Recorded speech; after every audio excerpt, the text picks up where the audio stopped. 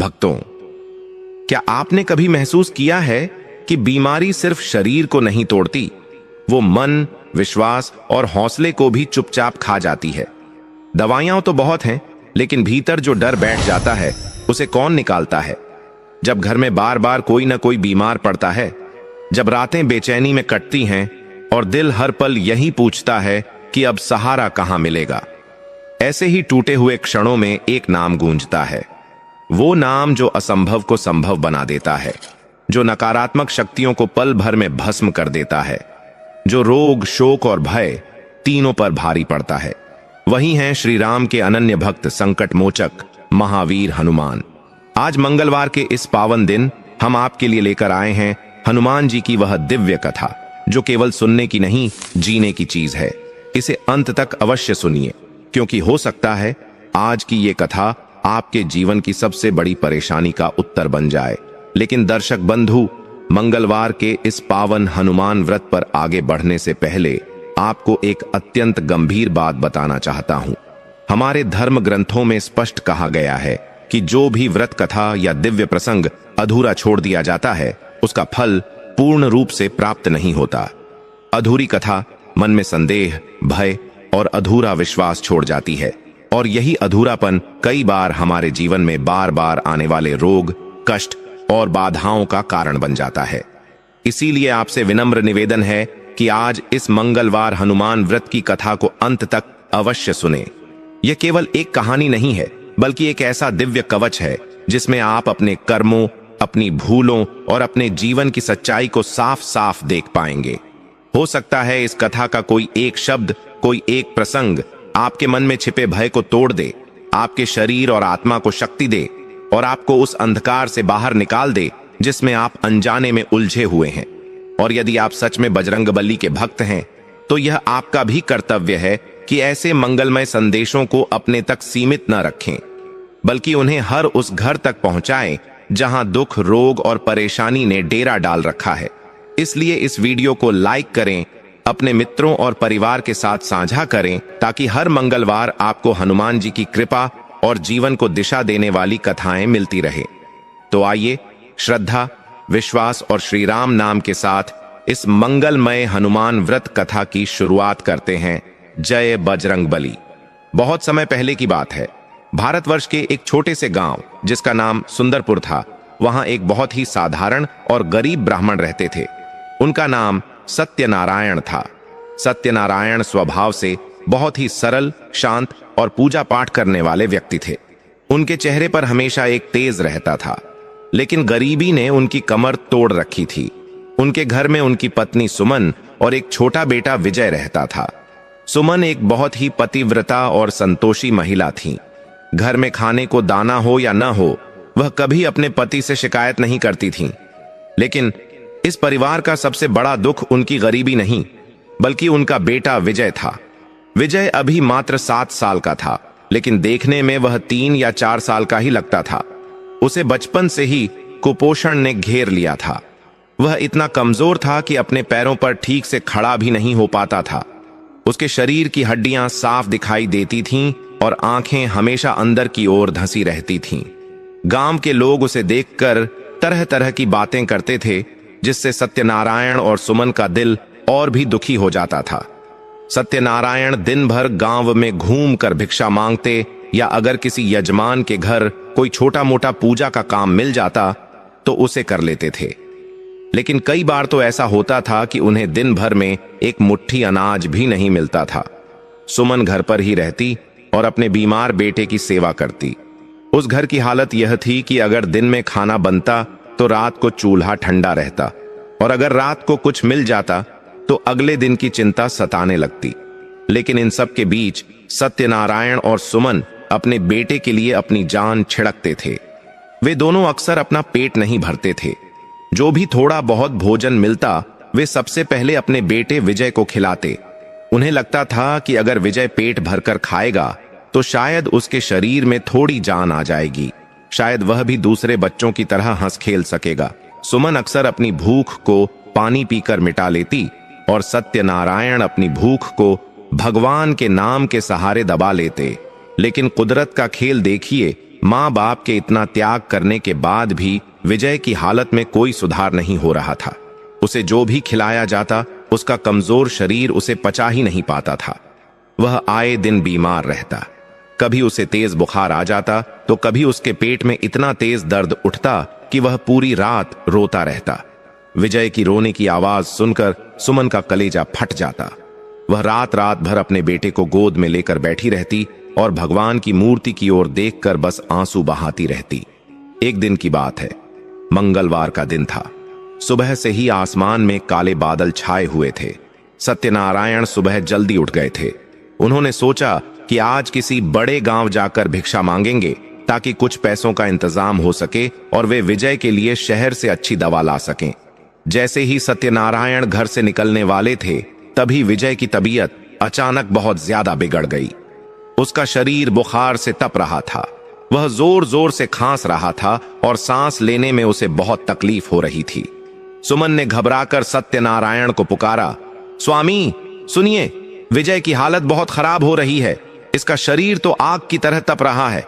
यह कुछ बोल भी नहीं रहा है। आप जल्दी से किसी वैद्य को बुला लाइए। सत्यनारायण ने जब अपने बेटे के माथे पर हाथ रखा तो वह डर गए। बुखार सचमुच बहुत तेज था। उनकी जेब में एक फूटी कौड़ी भी नहीं थी। गांव का वैद्य बिना पैसों के दवा नहीं देता था। यह बात वे अच्छी तरह जानते थे। सत्यनारायण की आंखों में आंसू आ गए।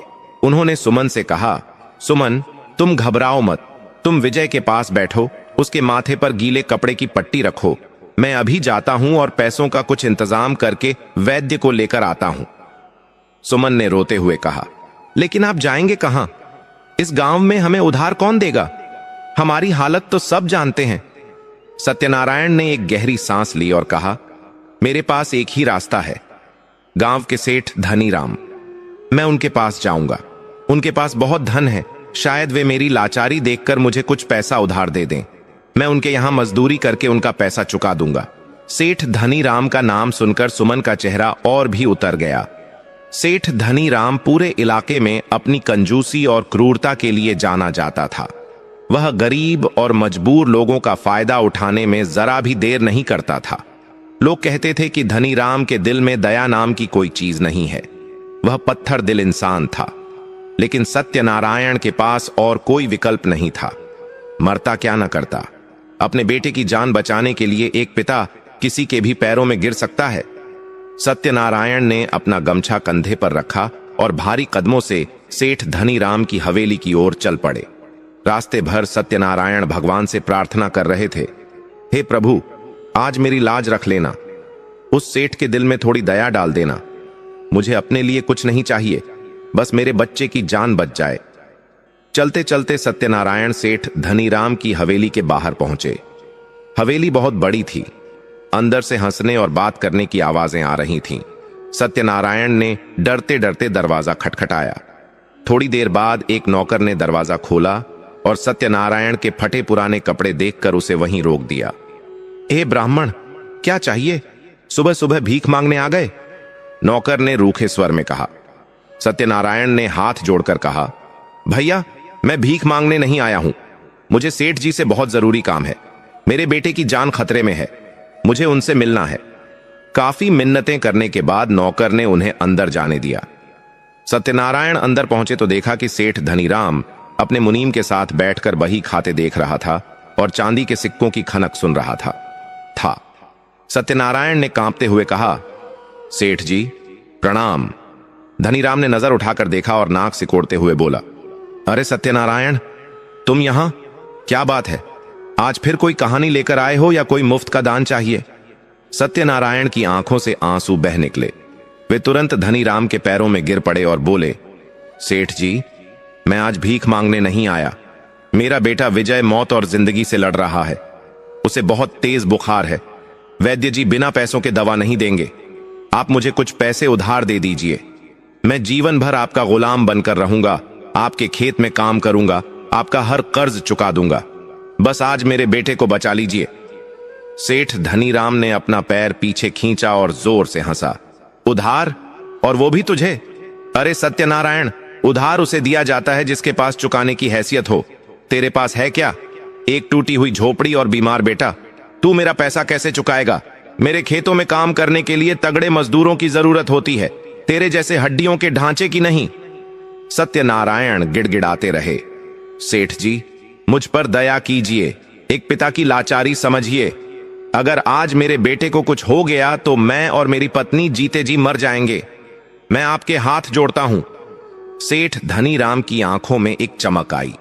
वह शातिर दिमाग का आदमी था। उसने सोचा कि इस ब्राह्मण की मजबूरी का फायदा उठाया जा सकता है। धनीराम ने अपनी मूंछों पर ताव देते हुए कहा, देख सत्यनारायण, मैं कोई धर्मार्थ औषधालय नहीं चलाता, लेकिन तू इतना रो रहा है तो मैं तुझे पैसे दे सकता हूं, लेकिन मेरी एक शर्त है। सत्यनारायण ने उम्मीद भरी नजरों से देखा। क्या शर्त है सेठ जी? मैं हर शर्त मानने को तैयार हूं।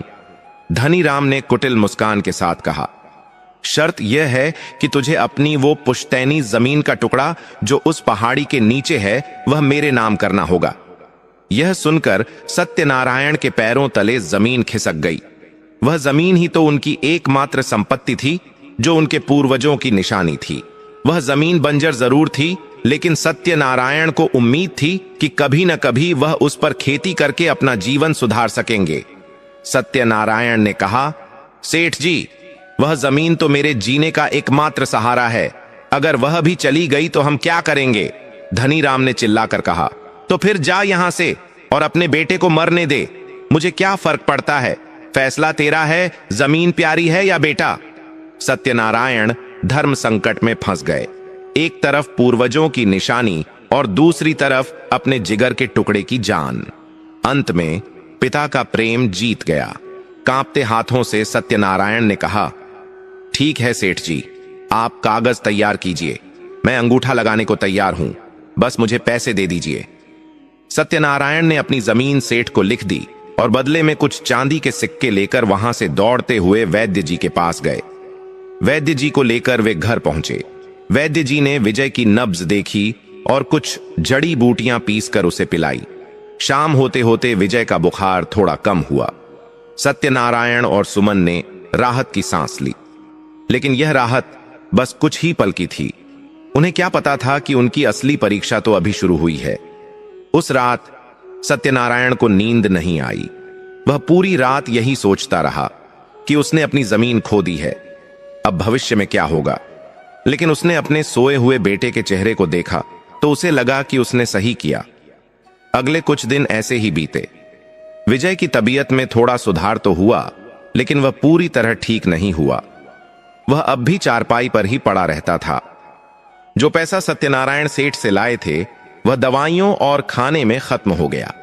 अब फिर से वही गरीबी और वही लाचारी उनके सामने खड़ी थी। सत्यनारायण अब और भी ज्यादा टूट चुके थे। सेठ धनीराम ने न केवल जमीन ले ली थी, बल्कि अब वह पूरे गांव में सत्यनारायण का मजाक भी उड़ाता था कि कैसे उसने एक ब्राह्मण को ठगा। एक दिन विजय की तबीयत फिर से बिगड़ने लगी। इस बार उसे बुखार के साथ साथ उल्टियां भी होने लगीं। घर में खाने को एक दाना नहीं था और न ही दवा के लिए पैसे। सत्यनारायण घर के बाहर चबूतरे पर सिर पकड़कर बैठे थे। उनकी आंखों के सामने अंधेरा छा रहा था। उन्हें लग रहा था कि अब सब कुछ खत्म हो जाएगा। तभी सत्यनारायण ने अपनी आंसुओं भरी आंखों से देखा कि एक बहुत ही दिव्य साधु महाराज उनकी झोपड़ी की ओर चले आ रहे हैं। उन साधु के चेहरे पर सूर्य जैसा तेज था। उनके माथे पर लाल चंदन का तिलक लगा था और हाथों में एक कमंडल था। उनके वस्त्र भगवा रंग के थे जो हवा में लहरा रहे थे। उन्हें देखकर ऐसा लग रहा था मानो साक्षात शांति और करुणा का कोई रूप चलकर आ रहा हो। सत्यनारायण अपनी जगह से खड़े हो गए। उनका मन बहुत भारी था, लेकिन एक ब्राह्मण होने के नाते साधु का सत्कार करना उनका धर्म था। उन्होंने अपने गमछे से अपनी आंखें पोंछीं और आगे बढ़कर साधु महाराज के चरणों में झुक गए। प्रणाम महाराज, सत्यनारायण ने भारी आवाज में कहा। मेरा सौभाग्य है कि आपने मेरे गरीब खाने पर अपने चरण रखे, लेकिन क्षमा कीजिएगा महाराज, मैं इतना बदनसीब हूं कि आज आपका उचित सत्कार भी नहीं कर सकता। मेरे घर में आपको देने के लिए एक मुट्ठी अनाज भी नहीं है। साधु महाराज ने सत्यनारायण के सिर पर हाथ रखा। उनके स्पर्श में एक अजीब सा जादू था, जिससे सत्यनारायण को एक पल के लिए बहुत शांति महसूस हुई। साधु महाराज ने अपनी गंभीर और मीठी वाणी में कहा, बेटा सत्यनारायण, मैं तुमसे भिक्षा लेने नहीं आया हूं। मैं तो यहां तुम्हें कुछ देने आया हूं। मैं काफी देर से देख रहा हूं कि तुम बहुत परेशान हो। तुम्हारे चेहरे पर चिंता की लकीरें हैं और आंखों में निराशा। बताओ बेटा, क्या दुख है तुम्हें? अपना दुख बांटने से मन का बोझ हल्का हो जाता है। सत्यनारायण का बांध टूट गया। वह साधु महाराज के पैरों को पकड़कर फूट फूट कर रोने लगे। उन्होंने अपनी सारी व्यथा, अपने बेटे की बीमारी, अपनी गरीबी और कैसे सेठ धनीराम ने उनकी जमीन हड़प ली, सब कुछ कह सुनाया। सत्यनारायण ने रोते हुए कहा, महाराज, अब आप ही बताइए, मैं क्या करूं? मेरा बेटा अंदर मर रहा है। मेरे पास न तो अब जमीन बची है और न ही पैसा। मुझे तो लगता है कि भगवान भी मुझसे रूठ गए हैं। मैंने जीवन भर पूजा पाठ किया, कभी किसी का बुरा नहीं किया, फिर मुझे यह सजा क्यों मिल रही है? साधु महाराज ने सत्यनारायण को उठाया और पास ही चबूतरे पर बैठाया। उन्होंने बड़ी ही आत्मीयता से कहा, सत्यनारायण, धीरज रखो। भगवान अपने सबसे प्रिय भक्तों की ही सबसे कठिन परीक्षा लेते हैं। तुम सोचते हो कि तुम्हारे पास कुछ नहीं है, लेकिन तुम भूल रहे हो कि तुम्हारे पास दुनिया की सबसे बड़ी शक्ति का सहारा हो सकता है। सत्यनारायण ने आश्चर्य से पूछा, कौन सी शक्ति महाराज? मैं तो बिल्कुल अकेला हूं। साधु महाराज मुस्कुराए और बोले, संकट मोचन महाबली हनुमान की शक्ति। बेटा, इस कलयुग में हनुमान जी ही एकमात्र ऐसे देवता हैं जो अपने भक्तों की पुकार तुरंत सुनते हैं। वे अष्ट सिद्धि और नवनिधि के दाता हैं। उनके लिए कोई भी काम कठिन नहीं है। जो वैद्य और हकीम नहीं कर सकते, वो मेरे बजरंग बली की एक कृपा दृष्टि कर सकती है। सत्यनारायण ने हाथ जोड़कर कहा, महाराज, मैं हनुमान जी को बहुत मानता हूं, लेकिन मुझे उनकी सही पूजा विधि नहीं आती। मैं तो एक साधारण सा इंसान हूं। मुझे बताइए, मैं क्या करूं जिससे मेरा बेटा ठीक हो जाए? साधु महाराज की आंखों में एक विशेष चमक आ गई। उन्होंने कहा, सुनो सत्यनारायण, आज मंगलवार का दिन है। यह हनुमान जी का सबसे प्रिय दिन है। अगर तुम पूरे मन और श्रद्धा से मंगलवार का व्रत रखना शुरू कर दो, तो मैं तुम्हें वचन देता हूं कि तुम्हारे जीवन के सारे कष्ट दूर हो जाएंगे। हनुमान जी की भक्ति में बड़े से बड़े रोग को जड़ से खत्म करने की शक्ति है। सत्यनारायण ने पूछा, लेकिन महाराज, मेरे पास तो पूजा की सामग्री खरीदने के भी पैसे नहीं हैं। मैं बिना धन के उनका व्रत और पूजन कैसे करूंगा? साधु महाराज ने हंसते हुए कहा, बेटा, भगवान को धन नहीं, मन चाहिए। हनुमान जी तो भाव के भूखे हैं। तुम्हें सोने चांदी या महंगे पकवानों की जरूरत नहीं है। बस एक लोटा साफ जल, थोड़ा सा सिंदूर और अगर हो सके तो गुड़ और चने का भोग, और अगर वो भी न हो तो केवल तुलसी के पत्ते और सच्चे मन से उनका नाम ही काफी है। साधु महाराज ने आगे समझाया, सत्यनारायण, तुम आज से ही यह संकल्प लो। हर मंगलवार को सुबह ब्रह्म मुहूर्त में उठकर स्नान करो। फिर हनुमान जी की मूर्ति या चित्र के सामने बैठकर लाल फूल और सिंदूर अर्पित करो। इसके बाद हनुमान चालीसा का पाठ करो या केवल श्री हनुमते नमः मंत्र का जाप करो। और सबसे जरूरी बात, जब तुम पूजा करो तो अपने मन में यह विश्वास रखना कि हनुमान जी तुम्हारे पास ही बैठे हैं और तुम्हारी सुन रहे हैं। दिन भर व्रत रखो और शाम को हनुमान जी को भोग लगाकर ही भोजन ग्रहण करो। याद रखना, व्रत में पवित्रता और ब्रह्मचर्य का पालन बहुत जरूरी है। सत्यनारायण साधु महाराज की एक एक बात को बहुत ध्यान से सुन रहे थे। उन्हें ऐसा महसूस हो रहा था जैसे अंधेरे में किसी ने मशाल जला दी हो। उनके अंदर एक नई उम्मीद जागने लगी थी। साधु महाराज ने अपनी झोली में हाथ डाला और एक छोटी सी पुड़िया निकाली। उन्होंने वह पुड़िया सत्यनारायण को देते हुए कहा, यह लो, इसमें थोड़ा सा भभूत राख है। इसे हनुमान जी का प्रसाद समझकर अपने बेटे के माथे पर लगा देना और थोड़ा सा उसे चटा देना, और आज से ही अपनी पूजा शुरू करो। देखना, तुम्हारा बेटा जल्द ही दौड़ने खेलने लगेगा। सत्यनारायण ने कांपते हाथों से वह भभूत ली और उसे अपने माथे से लगा लिया। जब उन्होंने सिर उठाकर धन्यवाद देने के लिए देखा तो वे हैरान रह गए। वहां कोई नहीं था। सत्यनारायण हड़बड़ाकर खड़े हो गए। उन्होंने इधर उधर देखा, गली के मोड़ तक दौड़ कर गए, लेकिन वह साधु महाराज कहीं नजर नहीं आए। दूर दूर तक रास्ता सुनसान था। वह इतनी जल्दी कहां गायब हो गए? सत्यनारायण के रोंगटे खड़े हो गए। उन्हें समझ नहीं आ रहा था कि यह क्या चमत्कार है। क्या वे सचमुच कोई साधु थे या फिर स्वयं हनुमान जी किसी रूप में उन्हें राह दिखाने आए थे? उनके मन में अब कोई शंका नहीं थी। उनके अंदर एक नया जोश भर गया था। वह दौड़ते हुए घर के अंदर गए। सुमन अपने बीमार बेटे के सिरहाने बैठी रो रही थी। विजय की सांसें बहुत धीमी चल रही थीं। सत्यनारायण ने अंदर आते ही कहा, सुमन, रोना बंद करो, हमारे दुख के दिन अब खत्म होने वाले हैं। सुमन ने अपने पति के चेहरे पर एक अनोखी चमक देखी जो उसने कई महीनों से नहीं देखी थी। उसने पूछा, क्या हुआ स्वामी, आप इतने खुश क्यों लग रहे हैं? क्या वैद्य जी ने कोई नई दवा दी है? सत्यनारायण ने कहा, नहीं सुमन, वैद्य से भी बड़े हकीम का पता मिल गया है। अभी अभी बाहर एक महात्मा आए थे। उन्होंने मुझे हनुमान जी के मंगलवार व्रत की महिमा बताई है। मुझे पूरा विश्वास है कि अब हमारा विजय ठीक हो जाएगा। सत्यनारायण ने वह भभूत निकाली और जय बजरंगबली कहकर विजय के माथे पर लगा दी और एक चुटकी उसके मुंह में डाल दी। सुमन ने हैरानी से देखा कि भभूत लगाते ही विजय ने अपनी आंखें थोड़ी सी खोलीं।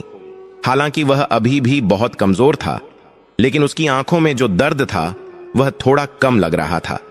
यह देखकर सुमन की आंखों में भी उम्मीद के आंसू आ गए। सत्यनारायण ने कहा, सुमन, आज ही मंगलवार है, हम आज से ही व्रत शुरू करेंगे। घर में क्या है? सुमन ने उदास होकर कहा, स्वामी, घर में तो कुछ भी नहीं है। पूजा के लिए न तो फूल हैं, न प्रसाद के लिए गुड़ चना। दिया जलाने के लिए तेल भी खत्म हो चुका है। हम पूजा कैसे करेंगे? सत्यनारायण एक पल के लिए रुके, फिर बोले, महात्मा ने कहा था कि भगवान भाव के भूखे होते हैं। अगर हमारे पास तेल नहीं है तो हम अपने आंसुओं से उनका अभिषेक करेंगे। अगर फूल नहीं है तो हम अपने हृदय के भाव अर्पित करेंगे, लेकिन पूजा जरूर होगी। सत्यनारायण घर के पिछवाड़े गए। वहां तुलसी का एक पौधा लगा था जो पानी की कमी से सूख रहा था, लेकिन उसमें अभी भी कुछ हरे पत्ते बाकी थे। सत्यनारायण ने बड़े प्यार से कुछ तुलसी पत्र तोड़े। फिर उन्होंने लोटे में कुएं का ताजा जल भरा। उन्होंने घर के एक कोने को साफ किया। वहां दीवार पर हनुमान जी की एक पुरानी छोटी सी तस्वीर लगी थी जिस पर धूल जमी हुई थी। सत्यनारायण ने उसे बड़े जतन से साफ किया। अब वह तस्वीर चमकने लगी थी। सत्यनारायण और सुमन दोनों उस तस्वीर के सामने बैठ गए। विजय चारपाई पर लेटा हुआ उन्हें देख रहा था। सत्यनारायण ने कहा, हे पवन पुत्र, हे अंजनी के लाल, हम गरीब हैं, लाचार हैं। हमारे पास आपको चढ़ाने के लिए न तो सोना है, न चांदी और न ही कोई 56 भोग। हमारे पास बस यह हमारे आंसुओं की धार है और यह तुलसी दल है। प्रभु, आप तो राम जी के परम भक्त हैं। आप तो जानते हैं कि अपनों को खोने का दुख क्या होता है। मेरे बच्चे की रक्षा करो प्रभु। आज से मैं अपना सब कुछ आपके चरणों में सौंपता हूं। यह कहते कहते सत्यनारायण का गला भर आया। उन्होंने और सुमन ने आंखें बंद कर लीं और पूरी एकाग्रता से श्री हनुमते नमः का जाप करना शुरू किया। जैसे जैसे वे जाप कर रहे थे, शाम हो गई थी। व्रत खोलने का समय था, लेकिन घर में खाने को कुछ नहीं था। सत्यनारायण और सुमन ने केवल जल पीकर अपना व्रत पूरा किया। भूखे होने के बावजूद उनके चेहरे पर संतोष था। अगले दिन सुबह जब सत्यनारायण सोकर उठे तो उन्हें एक आश्चर्यजनक दृश्य देखने को मिला। विजय, जो कल तक करवट भी नहीं बदल पा रहा था, आज बिस्तर पर उठकर बैठा था और पानी मांग रहा था। पिताजी, मुझे पानी चाहिए। विजय की कमजोर आवाज सत्यनारायण के कानों में शहद की तरह घुली। सत्यनारायण और सुमन दौड़कर विजय के पास गए। सुमन ने उसे गले लगा लिया। मेरा बेटा, तू उठ गया? तुझे दर्द तो नहीं हो रहा? विजय ने धीरे से सिर हिलाया। नहीं मां, आज मुझे अच्छा लग रहा है। मुझे बहुत भूख लगी है। भूख, यह शब्द सुने हुए उन्हें हफ्तों हो गए थे। विजय ने कभी भूख की शिकायत नहीं की थी, क्योंकि उसका शरीर खाना मांगता ही नहीं था। आज उसे भूख लगी थी। यह इस बात का संकेत था कि उसका शरीर अब ठीक हो रहा है। सत्यनारायण ने आसमान की तरफ हाथ जोड़कर कहा, धन्यवाद प्रभु, यह आपकी ही कृपा है। आपने मेरी लाज रख ली। यह तो बस शुरुआत है। मैं जीवन भर आपका व्रत करूंगा। सत्यनारायण तुरंत घर से निकले। उन्हें अपने बेटे के लिए भोजन का इंतजाम करना था। उनके कदमों में आज एक नई जान थी। वह गांव में काम मांगने गए। संयोग देखिए, जिस किसान के पास वह पहले कई बार काम मांग चुके थे और उसने मना कर दिया था, आज उसी किसान ने उन्हें रास्ते में रोक लिया। अरे सत्यनारायण, कहां जा रहे हो? किसान ने पूछा।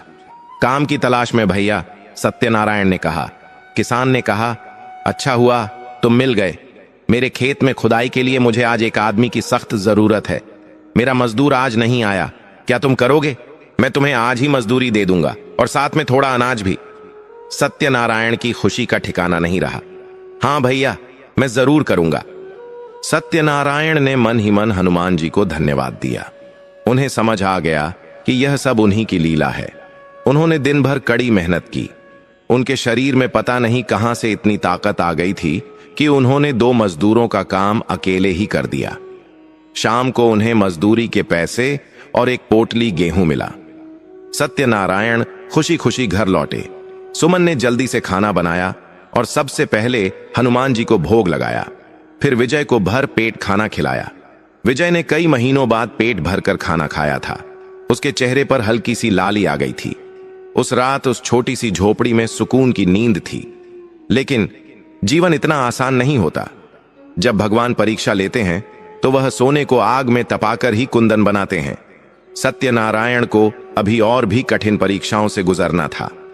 सेठ धनीराम को जब यह खबर मिली कि सत्यनारायण का बेटा ठीक हो रहा है और सत्यनारायण अब गांव में मजदूरी करके खुश है, तो उसे यह बात हजम नहीं हुई। उसे लगा कि उसका शिकार उसके चंगुल से निकलकर खुश कैसे रह सकता है।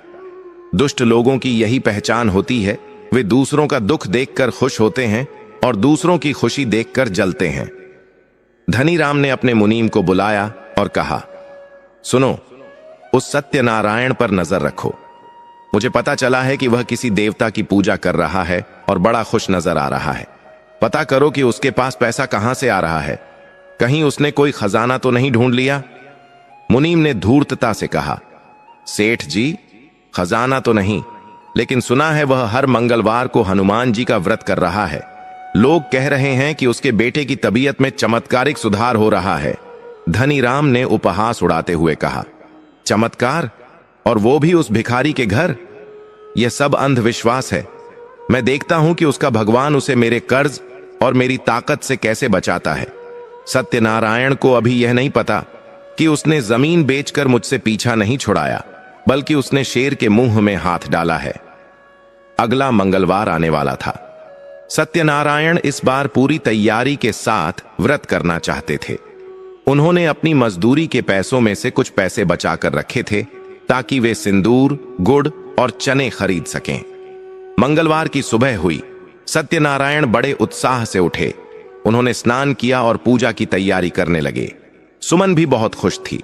विजय अब खड़ा होकर थोड़ा थोड़ा चलने लगा था।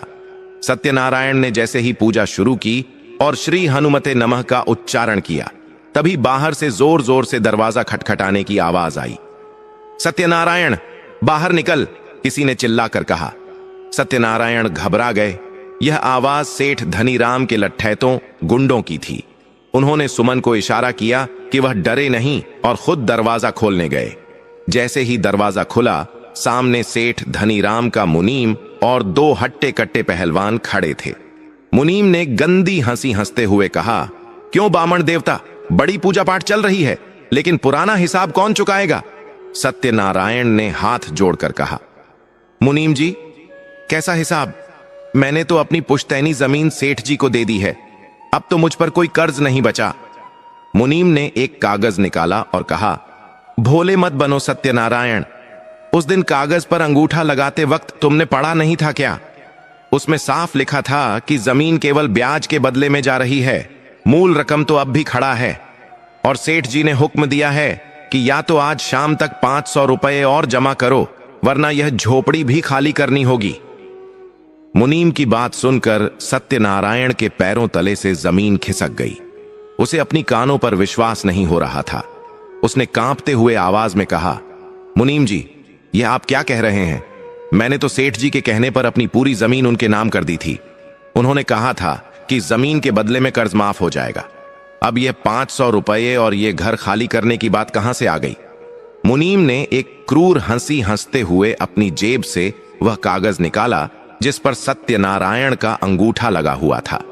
उसने कागज को सत्यनारायण के चेहरे के सामने लहराते हुए कहा, अरे ओ मूर्ख ब्राह्मण, अनपढ़ होना कोई गुनाह नहीं है, लेकिन अनपढ़ होकर सेठ धनीराम जैसे चतुर इंसान से सौदा करना सबसे बड़ा गुनाह है। उस दिन तूने जिस कागज पर अंगूठा लगाया था उसमें साफ लिखा है कि तेरी बंजर जमीन की कीमत केवल ब्याज चुकाने के बराबर है। जो असल रकम तूने ली थी वह अभी भी बाकी है और उस रकम पर अब और ब्याज जुड़ गया है। कुल मिलाकर 500 रुपये होते हैं। सत्यनारायण की आंखों के सामने अंधेरा छा गया। वह समझ गया कि उसके साथ धोखा हुआ है। उसकी लाचारी, उसकी गरीबी और उसके अनपढ़ होने का फायदा उठाया गया है। सत्यनारायण ने हाथ जोड़कर गिड़गिड़ाते हुए कहा, मुनीम जी, यह तो सरासर अन्याय है। मेरे साथ धोखा हुआ है। मेरे पास अब कुछ नहीं बचा है। मैं 500 रुपये कहां से लाऊंगा? मेरे घर में तो आज खाने के लिए आटा भी बमुश्किल जुटा है, और अगर आपने यह झोपड़ी भी ले ली तो मैं अपनी बीमार पत्नी और बच्चे को लेकर कहां जाऊंगा? बाहर तो धूप और बारिश में हम मर जाएंगे। मुनीम ने अपना मुंह टेढ़ा करते हुए कहा, मरना है तो मरो, हमें उससे क्या? सेठ जी का आदेश पत्थर की लकीर है। सूरज ढलने तक का समय है तेरे पास। या तो 500 रुपये मेरी हथेली पर रख दे या फिर अपना बोरिया बिस्तर समेटकर यहां से निकल जा। अगर शाम तक घर खाली नहीं मिला तो यह पहलवान तेरा सामान बाहर फेंक देंगे और तुझे धक्के मारकर गांव से निकाल देंगे। इतना कहकर मुनीम और वे दोनों पहलवान वहां से चले गए।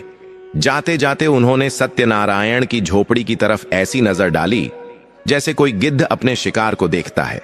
सत्यनारायण वहीं दरवाजे पर पत्थर की मूरत बनकर खड़ा रह गया।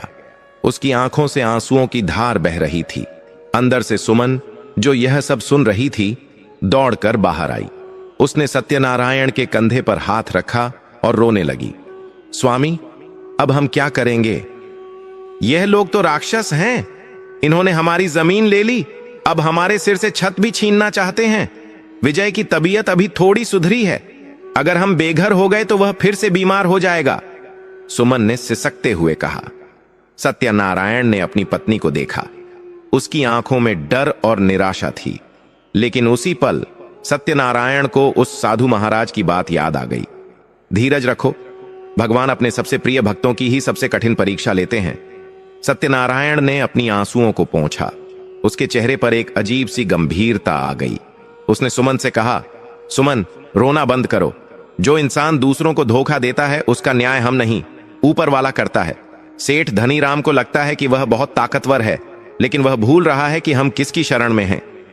सुमन ने हैरान होकर पूछा, आप क्या करने वाले हैं? सत्यनारायण ने कहा, मैं अपनी पूजा पूरी करूंगा। मुनीम ने आकर मेरी पूजा बीच में रोक दी थी, लेकिन मैं अपना नियम नहीं तोड़ूंगा।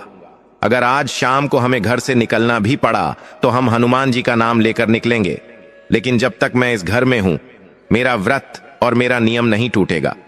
सत्यनारायण वापस अंदर गया। उसने लोटे में फिर से जल भरा, दिए की बाती को ठीक किया और हनुमान जी की मूर्ति के सामने बैठ गया। बाहर मुसीबत खड़ी थी, मौत का फरमान सुनाया जा चुका था, लेकिन अंदर एक भक्त अपनी भक्ति में लीन होने जा रहा था। सत्यनारायण ने आंखें बंद की और हनुमान चालीसा का पाठ शुरू किया। उसकी आवाज में एक दर्द था, एक पुकार थी।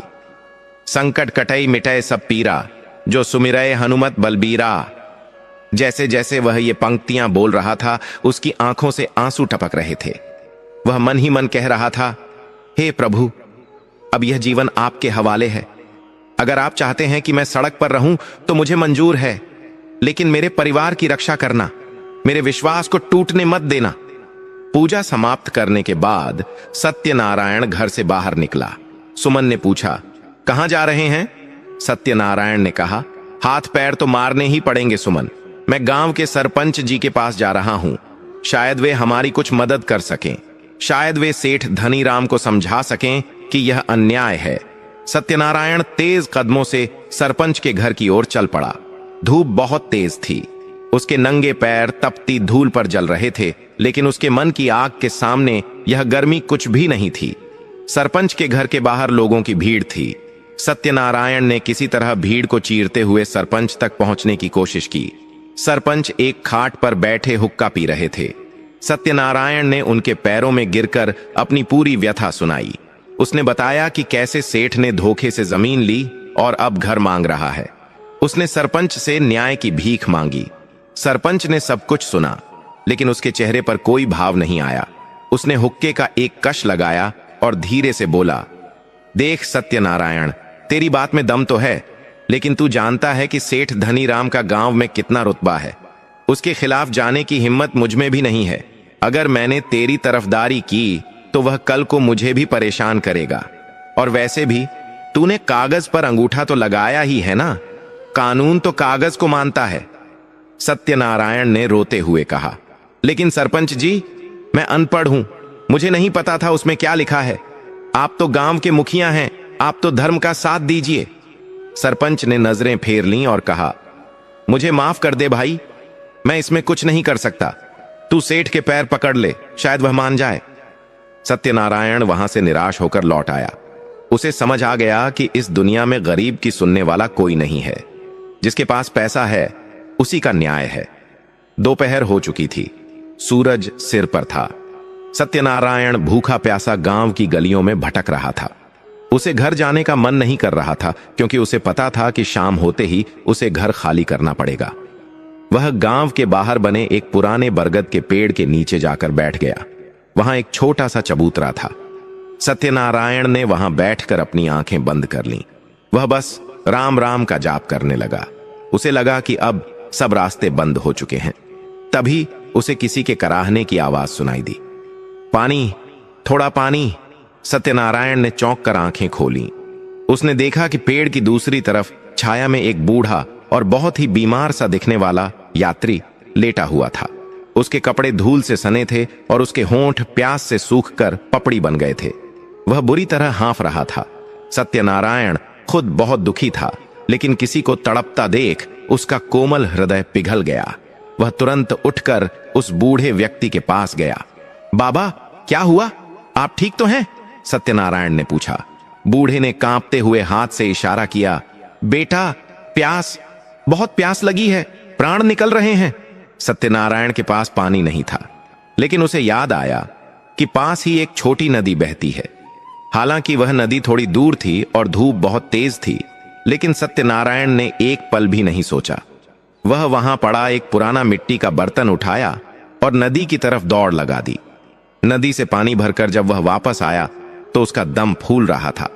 उसने बड़े प्यार से उस बूढ़े व्यक्ति का सिर अपनी गोद में रखा और उसे धीरे धीरे पानी पिलाया। पानी पीकर बूढ़े की जान में जान आई। उसने आंखें खोलीं और सत्यनारायण को देखा। उस बूढ़े की आंखों में एक अजीब सी चमक थी, जो सत्यनारायण को कुछ जानी पहचानी लगी। बूढ़े ने कमजोर आवाज में कहा, जुग जुग जियो बेटा, तुमने एक मरते हुए को पानी पिलाया है। भगवान तुम्हारा भंडार हमेशा भरा रखे। सत्यनारायण ने उदास हंसी के साथ कहा, बाबा, मेरा भंडार तो खाली हो चुका है। आज शाम को तो मेरे सिर से छत भी छिन जाएगी। भगवान शायद मेरी परीक्षा ले रहे हैं। बूढ़े ने सत्यनारायण का हाथ पकड़ा और पूछा, क्या दुख है बेटा, मुझे बताओ। सत्यनारायण ने संक्षेप में उस अजनबी को अपनी कहानी बता दी। उसने बताया कि कैसे हनुमान जी का व्रत शुरू करते ही उसका बेटा ठीक होने लगा, लेकिन अब सेठ उसे बेघर कर रहा है। बूढ़े ने पूरी बात सुनी और फिर मुस्कुराया। वह मुस्कान बहुत रहस्यमयी थी। उसने अपनी पोटली से एक पुराना और मैला सा कपड़ा निकाला। बेटा, मेरे पास तुम्हें देने के लिए धन तो नहीं है, लेकिन मैं एक ज्योतिषी हूं।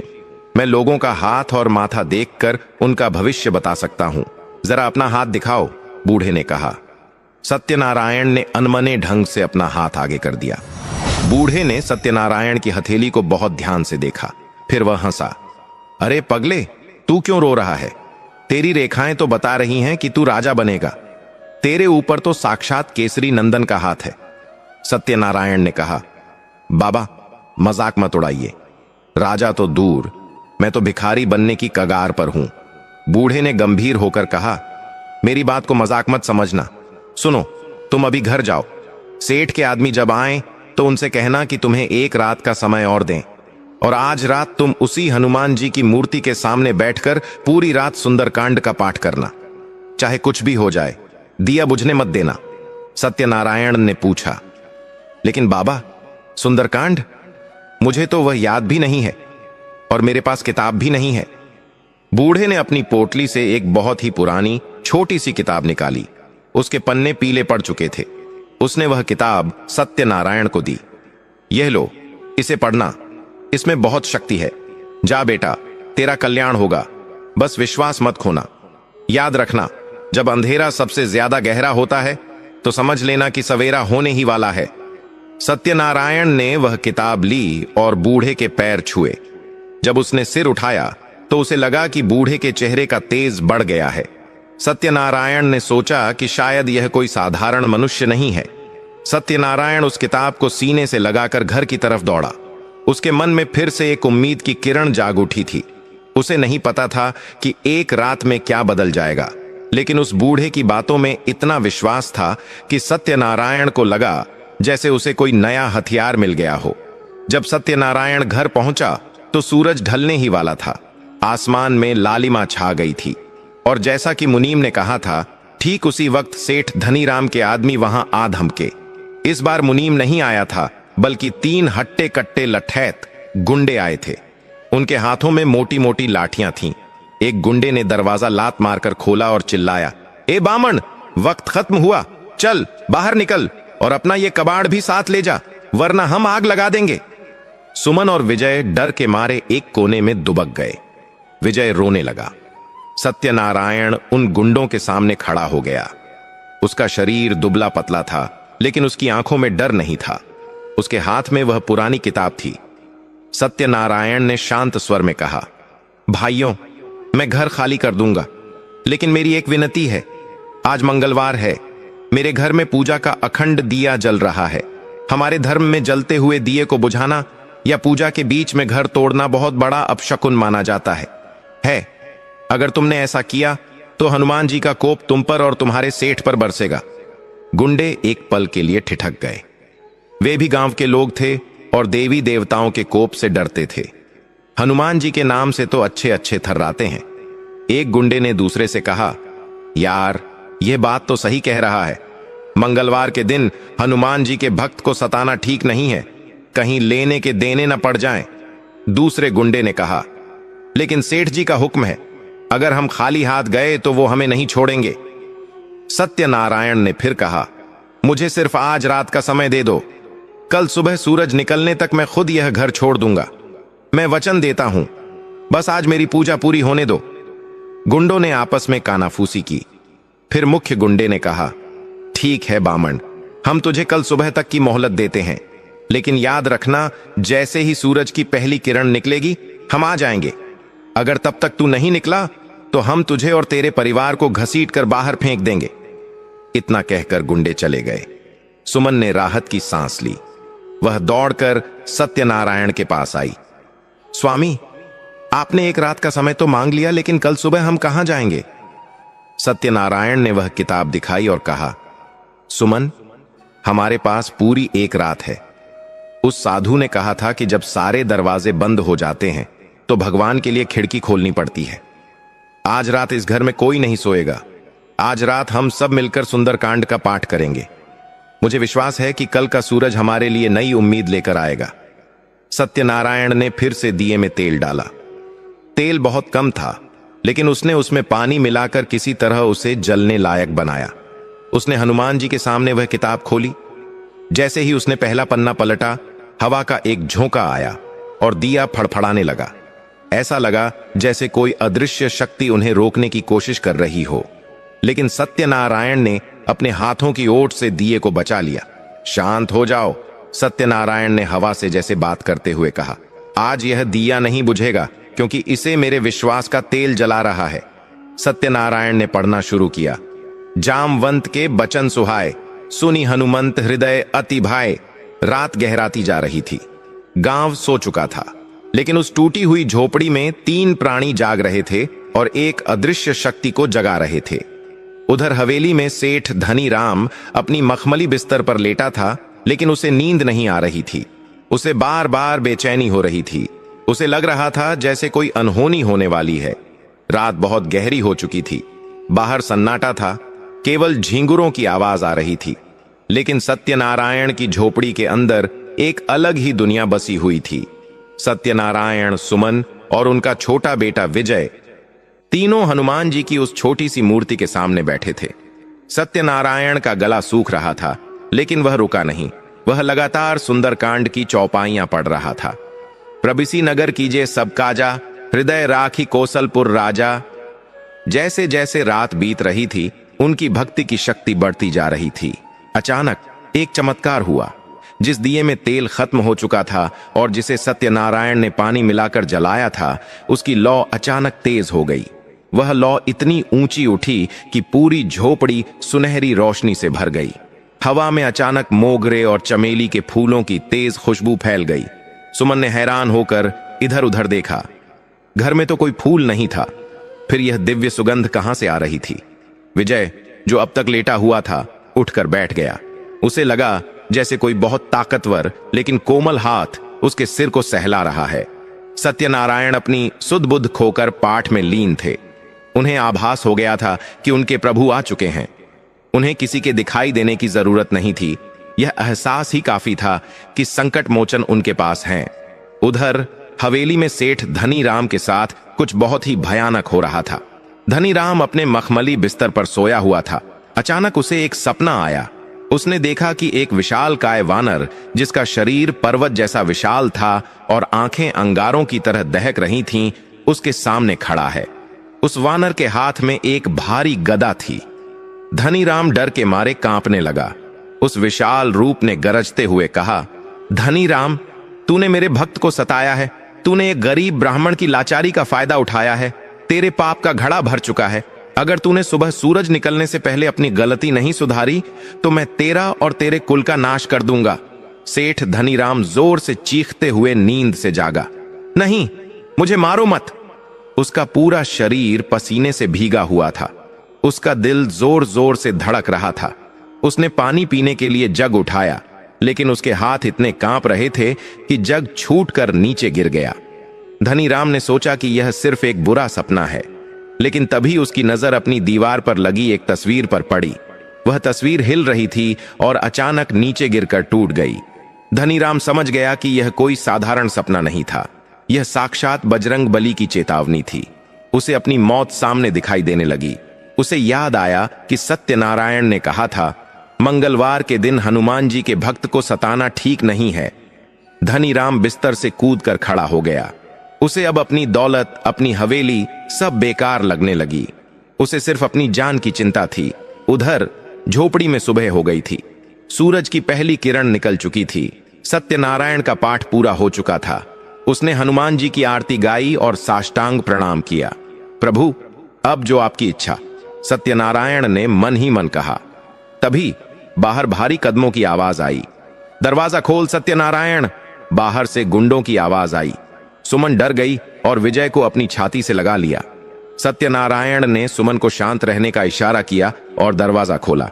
सामने वहीं 3 गुंडे खड़े थे। उनके हाथ में लाठियां थीं और चेहरे 3 पर क्रूरता। एक गुंडे ने कहा, चल बामण, बहुत पूजा पाठ हो गया। सूरज निकल आया है। अब यह घर खाली कर, वरना हम तेरा सामान बाहर फेंक रहे हैं। सत्यनारायण ने हाथ जोड़कर कहा, भैया, मैं वचन का पक्का हूं। मैं खुद ही जा रहा हूं। बस मुझे मेरे ठाकुर जी की मूर्ति लेने दो। गुंडे हंसने लगे। जल्दी कर, हमारे पास वक्त नहीं है। सत्यनारायण ने अपनी पोटली उठाई और पत्नी बच्चे के साथ घर की दहलीज पार करने ही वाला था कि तभी दूर से किसी के चिल्लाने की आवाज आई। रुको, रुक जाओ, कोई कुछ नहीं करेगा। सबने मुड़कर देखा। वह दृश्य देखकर सबकी आंखें फटी की फटी रह गईं। सेठ धनीराम, जो कभी अपनी हवेली से बाहर पैर नहीं रखता था, आज नंगे पैर बदहवास हालत में दौड़ता हुआ आ रहा था। उसके कपड़े अस्त व्यस्त थे और वह बुरी तरह हाँफ रहा था। गुंडे हैरान होकर पीछे हट गए।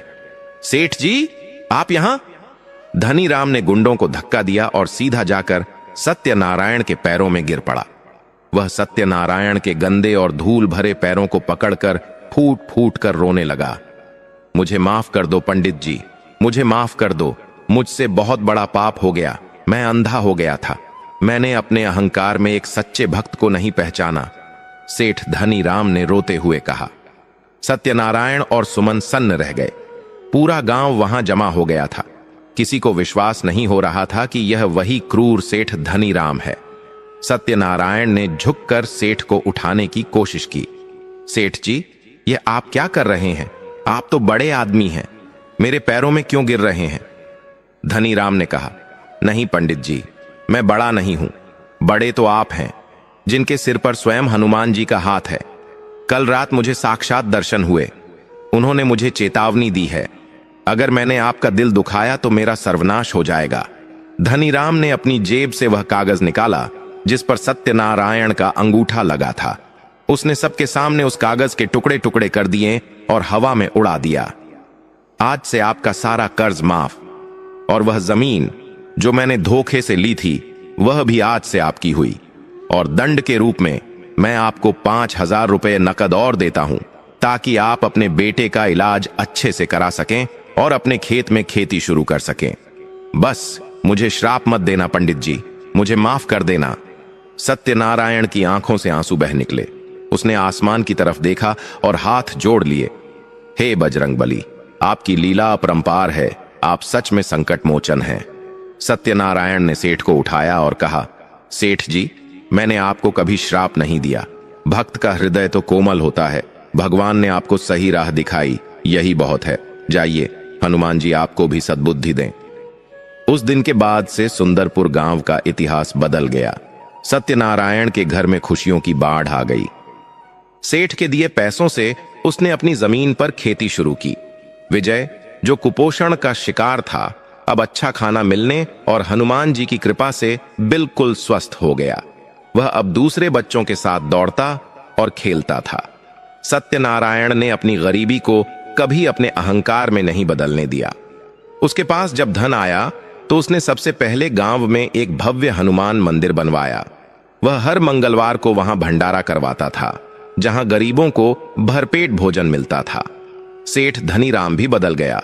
उसने गरीबों को सताना छोड़ दिया और वह भी हनुमान जी का भक्त बन गया। गांव के लोग कहते थे कि यह सब उस एक मंगलवार के व्रत और सुंदरकांड के पाठ का चमत्कार है। उस साधु महाराज की बात सच निकली। हनुमान जी के लिए कोई भी काम कठिन नहीं है। सत्यनारायण का परिवार अब सुखी था। शाम के समय जब सत्यनारायण और उसका बेटा विजय खेत में बैठे होते तो सत्यनारायण अक्सर विजय से कहता, बेटा, जीवन में चाहे कितनी भी बड़ी मुसीबत आए, बस एक बात याद रखना, जिसके पास विश्वास की पूंजी है वह कभी गरीब नहीं होता, और जिसके साथ पवन पुत्र हैं उसका कोई बाल भी बांका नहीं कर सकता। तो दोस्तों, यह थी सत्यनारायण की कहानी। यह कहानी हमें सिखाती है कि जीवन में कभी हार नहीं माननी चाहिए। जब सारे रास्ते बंद हो जाएं, तो ईश्वर का दरवाजा खटखटाना चाहिए। मंगलवार का व्रत और हनुमान चालीसा में वो शक्ति है जो रंक को भी राजा बना सकती है। यदि आपके जीवन में भी कोई कष्ट है, कोई रोग है या कोई काम रुका हुआ है, तो आज ही संकल्प लें। सच्चे मन से हनुमान जी को पुकारें, वे दौड़े चले आएंगे। उम्मीद है यह कहानी आपको पसंद आई होगी और इससे आपको एक नई प्रेरणा मिली होगी। अगर आप भी हनुमान जी के भक्त हैं तो कमेंट बॉक्स में पूरे जोश के साथ जय बजरंगबली जरूर लिखें। और हाँ, इस वीडियो को अपने दोस्तों और परिवार के साथ शेयर करें ताकि हनुमान जी की महिमा सब तक पहुंच सके। ऐसे ही और भक्तिमय वीडियो देखने के लिए हमारे चैनल को सब्सक्राइब करना न भूलें।